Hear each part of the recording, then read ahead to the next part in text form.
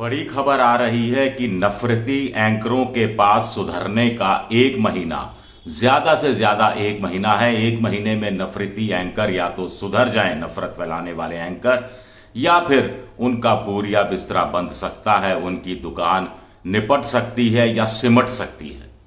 नमस्कार, मैं हूं आपका दोस्त विजय विद्रोही। आप उससे जुड़ चुके हैं, इसके लिए आप सबका तहे दिल से शुक्रिया। और अगले 6-7 मिनट तक मैं आपसे जुड़े रहने की कोशिश करूंगा। तो इकोनॉमिक टाइम्स में एक बड़ी खबर छपी है। इकोनॉमिक टाइम्स की इस खबर के अनुसार जो इंडिया नाम का जो पॉलिटिकल फ्रंट बना है, जिसमें 28 पार्टियां शामिल हैं, इन्होंने एक वर्किंग ग्रुप ऑफ मीडिया बनाया है, जिसमें राघव चड्ढा हैं, जयराम रमेश हैं, मनोज झा हैं। इन लोगों ने फैसला किया है कि नफरती चैनलों के नफरती एंकर पहचाने जाएंगे।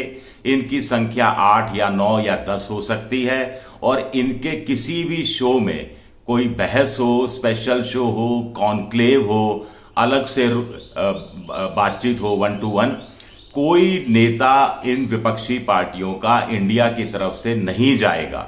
इनके बहस का, इनके प्रोग्राम विशेष का पूरी तरह से बहिष्कार किया जाएगा। कांग्रेस का भी नहीं जाएगा, आम आदमी पार्टी का भी नहीं जाएगा, ममता का भी नहीं जाएगा, नीतीश का भी, किसी पार्टी का कोई प्रवक्ता नहीं जाएगा। और वैसे भी इंडिया ने तो एक ग्रुप बना रखा है, वर्किंग ग्रुप, जिसमें वो 15-20 प्रवक्ता इंडिया भर से छांट रहे हैं और उनमें से भी प्रवक्ताओं में से कोई भी इन नफरती एंकरों के शो में नहीं जाएगा। वजह साफ है, वजह ये बताई जा रही है कि ये नफरती एंकर जानबूझकर एक एजेंडा लेकर आते हैं, जानबूझकर एक नैरेटिव ऐसा सेट करते हैं जो बीजेपी और मोदी की तरफदारी करने वाला हो, जानबूझकर विपक्षी पार्टियों के नेताओं को टोकते हैं, पूरा मौका नहीं देते, पूरी बात नहीं करने देते। और एंकर का जो काम है कि निष्पक्षता से एंकरिंग करना, उसमें वो बेईमानी करते हैं प्रोफेशनल, और वो भी मोदी की तरफ या बीजेपी की तरफ झुक जाते हैं, बीजेपी के प्रवक्ताओं का समर्थन ज्यादा करने लगते हैं। तो कुल मिलाकर अब तय किया गया है कि 8 या 9 ऐसे एंकर, अंग्रेजी के भी होंगे, हिंदी के भी होंगे, दोनों भाषाओं के होंगे, अंग्रेजी हिंदी दोनों भाषाओं के होंगे, ऐसे एंकरों की पहचान की जाएगी। उस चैनल विशेष में जाएंगे कांग्रेस के प्रवक्ता, दूसरी अपोजिशन पार्टी के प्रवक्ता, जो उनकी नजर में नफरती एंकर नहीं है, उसके शो में जाएंगे, बाकायदा भाग लेंगे, लेकिन इन नफरती एंकरों के शो में नहीं जाएंगे। तो अब इसका फर्क क्या पड़ेगा? इसका सबसे बड़ा फर्क तो यह पड़ेगा टीआरपी पर, क्योंकि नफरती एंकरों की जो टीआरपी है वो कैसे बढ़ती है? जब अपोजिशन के भी लोग होते हैं, फिर घेराबंदी होती है, घेर कर एक नफरती एंकर भी शामिल हो जाता है और विपक्ष के नेता को घेर कर पीटने की कोशिश होती है, तो जनता ताली बजा देती है। और इन नफरती एंकरों को कौन लोग देखते हैं? जो नफरत पसंद करते हैं, जो हिंदू मुसलमान की राजनीति को पसंद करते हैं। अब वो फिर अपोजिशन वाले को पिटते हुए देखते हैं या घेरते हुए देखते हैं। अब उसमें अपोजिशन का होगा ही नहीं, तो कांग्रेस के, संघ के, या माफ कीजिएगा, बीजेपी के, संघ के और एनडीए के समर्थक आपस में क्या बहस करेंगे? किस मुद्दे पर बहस करेंगे? मान लीजिए सनातन धर्म पर बहस करनी है किसी नफरती एंकर को, और उसमें अगर अपोजिशन का कोई शख्स होगा ही नहीं, तो बीजेपी के लोग गाली देते रहेंगे, गाली देते रहेंगे, गाली देते रहेंगे, थक जाएंगे, उधर से कोई जवाब देने वाला ही नहीं होगा। और उसी नफरती चैनल का एक दूसरा शो होगा जिसमें कोई और विषय होगा, जिसमें कांग्रेस के लोग भी शामिल होंगे, बीजेपी के लोग भी शामिल होंगे। तो इनकी दुकान पर तो फर्क पड़ेगा, इनकी टीआरपी कम हो जाएगी नफरती एंकरों की, स्पेशल प्रोग्राम विशेष की, क्योंकि चैनल विशेष की टीआरपी भी देखी जाती है, उसमें फिर प्रोग्राम विशेष की टीआरपी देखी जाती है। नफरती एंकर करोड़ों रुपया कमाते हैं, लाखों रुपए की तनख्वाह है उनकी, और इसी वजह से दी जाती है कि टीआरपी 9 बजे का प्राइम टाइम में, इनकी वजह से इतनी टीआरपी आती है। अगर टीआरपी कम होगी तो मालिक कहेंगे अब आपकी जरूरत क्या रही भाई। दूसरी बात, बीजेपी के बड़े प्रवक्ताओं में आजकल हमने देखा है, मैंने तो इतने गौर से कितने सालों से देखा है, मैं तो खुद को एंकर रहा हूं बहुत समय तक एबीपी न्यूज में, इतना लंबे समय तक देखा है कि बड़े प्रवक्ता चाहते हैं कि उसी प्रोग्राम में जाए जिसमें कांग्रेस का या अपोजिशन का भी बड़ा प्रवक्ता हो, उनके लिहाज से टक्कर का प्रवक्ता हो, छोटा प्रवक्ता नहीं हो। लेकिन अब क्या होगा, इन नफरती एंकरों में तो बीजेपी के बड़े प्रवक्ताओं का मुकाबला बड़े प्रवक्ता अपोजिशन के छोड़कर छोटे प्रवक्ता से भी नहीं होगा, कोई होगा ही नहीं, तो किस पर तलवार चलाएंगे? हवा में ही तलवार घुमाते रहेंगे? या मोदी जी जैसे हवा में ही खाली जगह में भी गुफा के अंदर खड़े होकर भी हाथ हिला देते हैं, ऐसे हाथ हिलाकर आ जाएंगे? सबसे बड़ा सवाल ये उठता है।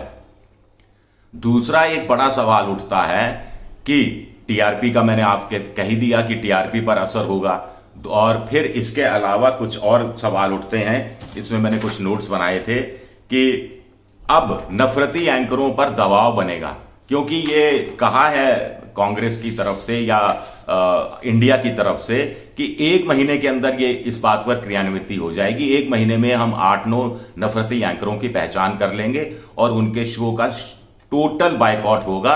और ये कब तक होगा? 1-2 दिन नहीं, अगले लोकसभा चुनाव तक, पूरे विधानसभा चुनाव, फिर अगले लोकसभा चुनाव, तो कितना घटनाक्रम वाला, घटना प्रधान पूरे 8-10 महीने रहने वाले हैं। और घटना प्रधान 8-10 महीने के दौरान नफरती एंकरों में अपोजिशन का कोई बंदा ही नहीं होगा तो क्या होगा?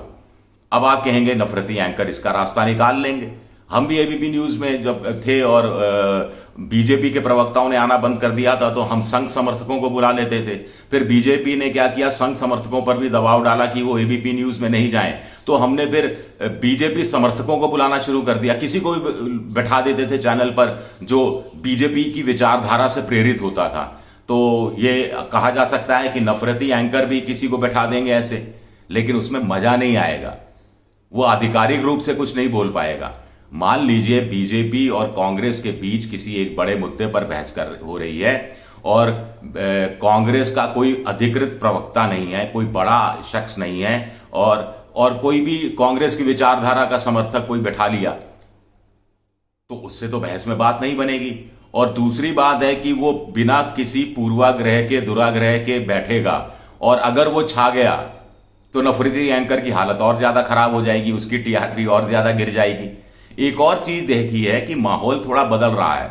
स्मृति ईरानी, सुधीर चौधरी वाला आपने प्रकरण देखा, सुधीर चौधरी ने डटकर मुकाबला किया, पूछ ही लिया, कह ही दिया कि आप अगर उंगली ऐसे उठाओगे तो आप पर भी ऐसे उंगली उठेगी। अर्नब गोस्वामी ने भी एक प्रोग्राम में सुना है मणिपुर मसले पर मोदी सरकार की चुप्पी को लेकर गंभीर सवाल उठाए। और मान लीजिए कि इन विधानसभा चुनाव में जो इस साल के अंत में होने वाले हैं उसमें कांग्रेस जीत जाती है और माहौल और बदल जाता है, तो फिर क्या नफरती एंकरों को नहीं लगेगा कि बदले जाने की जरूरत है? अगर बदले नहीं तो बदल दिए जाएंगे 2024 में, अगर सरकार बदली तो। जयराम रमेश तो ऐसा इशारा पहले भी कर चुके हैं। अगर इस समय मोदी मीडिया है तो 2024 में अगर कहानी पलट गई तो राहुल मीडिया नहीं होगा क्या? और फिर ऐसे समय में नफरती एंकरों का क्या होगा? नफरती एंकरों को कौन नौकरी कौन देगा? उसके बाद कौन सहारा देगा? और एक और चीज है इसके अंदर कि इंडिया को लगता है कि इस तरह से वो दबाव डालेंगे नफरती एंकरों पर, तो नफरती एंकर अपने प्रोग्राम में चीजें बदलने के लिए, सुधार लाने के लिए मजबूर हो जाएंगे। इंडिया के लोग भी जानते हैं, यानी पॉलिटिकल फ्रंट के, कि ये नफरती एंकर अपना एजेंडा में बहुत चेंज नहीं करने वाले, लेकिन एजेंडा के कुछ शब्दों में फेरबदल कर सकते हैं। अपोजिशन के लोगों को ज्यादा मौका दे सकते हैं, ज्यादा समय तक बातचीत अपना पक्ष रखने के लिए दे सकते हैं। और यही इंडिया का जो वर्किंग ग्रुप है उसका ये मकसद भी रहा होगा। सबसे बड़ी बात है कि क्या इससे टेलीविजन चैनलों का बहस का स्तर कुछ बढ़ जाएगा? ये भी अपने आप में दिलचस्प बात है। और दूसरी बात है, इन नफरती एंकरों के किसी भी शो में नहीं जाएंगे। तो आमतौर पर जो चैनल होते हैं चुनाव के समय बड़ा एजेंडा के नाम से, कॉन्क्लेव के नाम से, और एक दिन भर का सेमिनार रखते हैं और उसमें अच्छी खासी कमाई होती है। जितनी कमाई आपकी महीने 1.5 महीने में कुल मिलाकर चैनल की होती है, कई बार तो एक दिन के जो 8 घंटे 10 घंटे का सुबह से शाम तक का एक विशेष बहस हो जाती है, विशेष कार्यक्रम परिचर्चा हो जाती है, उससे कमाई हो जाती है। और ऐसे में पता लगा कि साहब बड़े नेता आते हैं, बड़े नेताओं को बुलाया जाता है।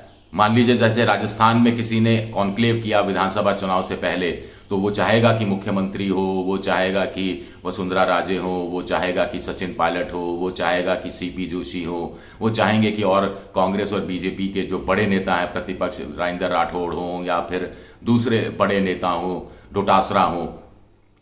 लेकिन अगर नफरती एंकर के प्रोग्राम में, के स्लॉट में अशोक गहलोत ने इनकार कर दिया कि इस नफरती एंकर के सामने मैं नहीं बैठूंगा। तो नफरती एंकर की ने जो ऑरा बना रखा है, वो ऑरा तो भरभरा के गिर जाएगा। समझ गए ना आप? तो मुझे लगता है कि ये जो इंडिया का ने जो पॉलिटिकल फ्रंट की जो इस वर्किंग मीडिया ग्रुप ने ये डिसीजन किया है, मुझे लगता है इसका दूरगामी असर हो सकता है। शुक्रिया मेरा ये वीडियो देखने के लिए। पसंद आए तो लाइक कीजिए, सब्सक्राइब कीजिए, शेयर कीजिए और घंटी जैसी आकृति बेल आइकन दबा दीजिए ताकि नया वीडियो आए तो तत्काल आपको जानकारी मिल जाए। मेंबरशिप ड्राइव में भी आप जा सकते हैं, मुझे कुछ वित्तीय सहयोग भी कर सकते हैं अपनी श्रद्धा अनुसार, उसके लिए मैं आपका आभारी रहूंगा। विद्रोही 7 मेरा ट्विटर हैंडल है, विजय विद्रोही 7 के नाम से इंस्टाग्राम पर हूं और फेसबुक पर मेरा पेज है विजय विद्रोही पेज, जहां आप मुझे फॉलो कर सकते हैं। हाँ, लाइक सब्सक्राइब शेयर जरूर कीजिए, इसी से मेरी रोजी रोटी चलती है। शुक्रिया आप सबका, बहुत बहुत शुक्रिया।